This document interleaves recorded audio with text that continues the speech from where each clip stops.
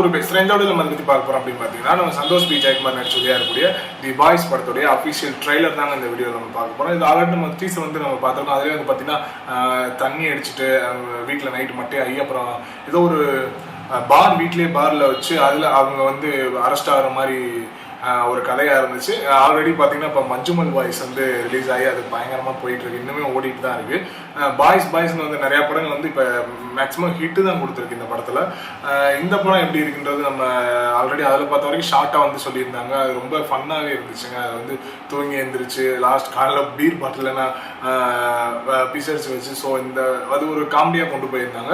So நம்ம முழுசாக அந்த ட்ரைலர் 2 நிமிஷம் 34 செகண்ட் இருக்குங்க. இதை பார்த்துட்டு அந்த படம் எப்படி இருக்க போகுது அப்படின்றத நான் சொல்ல முடியும். ஃபர்ஸ்ட் ஆஃப் ஆல் நம்ம வீடியோக்குள்ளே போய் ரியாக்ஷன் வீடியோ பார்த்து வந்து பேசலாம். வீடியோக்குள்ளே போகலாம். த பாய்ஸ் புருஷனை தாண்டி வருவியா? C1 shot 1 action. புருஷனை தாண்டி வருவியா?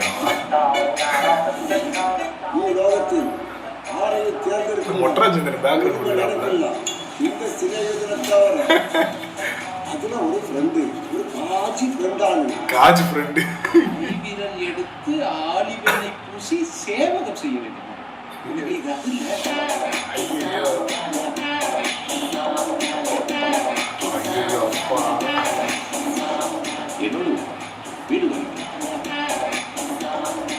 ஒரு பாய்ஸா சேர்ந்து ஒரு ரூம்ல இருந்தா எப்படி இருப்பாங்கன்றத எடுக்கிறாங்க. என்ன என்ன தெரியுங்க வேற தெரியுமா? ஒரு விவாகட்டி வாடா லோசுக்கு வரண்டா யாருக்கு சிம்லா போறீங்களா? நம்ம ஒரே தாலி கட்டன வந்தாங்க. தாலி கட்டி வந்தாலும் அப்பாட்டி தாங்க. தாலி குடிச்சினா என்ன பண்ணல? 60 டிகிரி குடிச்சிட்டு வச்சுக்கோங்க. ஆர்க்கியோ அவஸ்தை நோக்கியா? ஆர்க்கியோவா? அளவு ஒளியில போற ஒரு இன்னோசண்டான பையன். எப்ப நோக்கியாலும் பாத்ரூமுக்குள்ள போய் தம்பி அடிக்கோட இருந்தா ஒரு நாளைக்கு ஒரு வாட்டிக்கு மேல அடிக்கிறேன்னு சொன்னா கேட்டியா? இந்த மாதிரி ரத்தம் ஒரு அழுது அடிச்சிருக்க. காசு நிறைய இருந்து படத்துக்கு நம்ம ரியாக்ஷன் வீடியோ கொடுக்கறதுக்கு சக்கட்டமா இருக்கு. இவனை உள்ள பேச்சுலர்ஸ்க்கு வீடு வாடகை கொடுக்கிற ஒருத்தர் ரோபோ சங்கர், ஆமா பாஸ்கர், குடி குப்பி அதெல்லாம் இருக்கிறப்பா. ஓ வீட்டு ஓனர் பாபா பாஸ்கர் இந்த படத்துல செவன் சாம்ராய் படம். செவன் சாம்ராய் அது பேச்சுலர்ஸ் உணர்வுல சொல்ல போறேன். மிஸ்கின் லீவ் டைம்ல வீட்டுக்குள்ள ஜட்டு கூட போடாம இருக்க மாட்டீங்களா?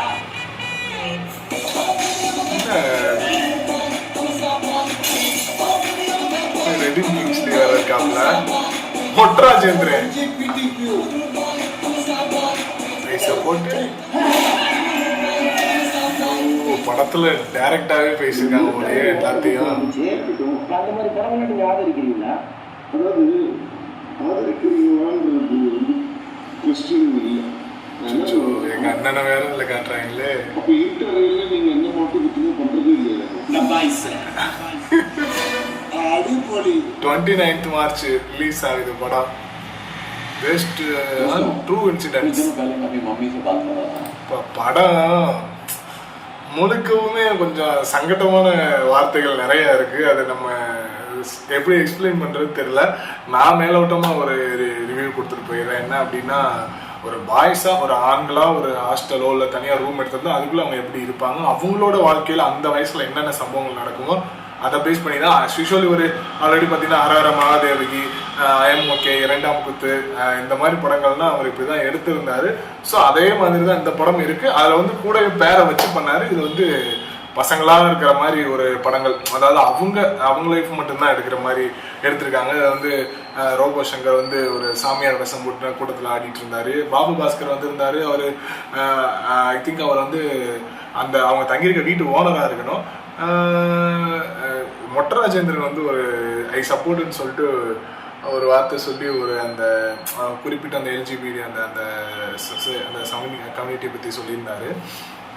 ஆனால் நான் ஸ்ட்ரைட் அப்படின்னு ஒரு வார்த்தையை சொன்னார். ஸோ படம் முழுக்கவே ரொம்ப ரியாக்ஷன் கொடுக்கறதுக்கு எனக்கு சங்கடமாக இருக்குது. ஏன்னா நான் இந்த ட்ரைலர் இப்போ தான் முதல்ல அந்த ரியாக்ஷன் வீடியோவில் தான் பார்க்குறேன். ஆனால் இவ்வளோ தூரம் இந்த ட்ரைலர் இருக்குன்றது எனக்கு தெரியாது. சரி ஓகே நம்ம ஆரம்பித்த வேலையை முடிச்சிடறதான நல்லது. நம்ம அப்படி விட்டுட்டு போனோம்னா அப்புறம் அது நல்லா இருக்காது இல்லையா? ஸோ நான் ஒரு ஜென்யூனாக ஒரு ரிவ்யூ கொடுத்துறேன். ஒரு பசங்களோட லைஃப், அவங்க பசங்களாக இருந்து அவங்களுக்குள்ள எப்படி இருக்கும், அவங்க வயசில் அவங்க என்னென்ன பண்ணுவாங்க, அவங்க எப்படி இருக்கும் அப்படின்றத ஒரு ஃபன்னாக ஒரு காமெடியாக தான் கொண்டு போவார். இப்போ 3 படங்களுமே அவர் வந்து ஒரு அடல்ட், ஒரு 80+ மாதிரியே அவர் பண்ணியிருந்தாலும் அதாவது காமெடி தான் அதிகமாக இருந்துச்சு. அந்த பேயை வச்சு காமெடி தான் பண்ணியிருந்தாரு.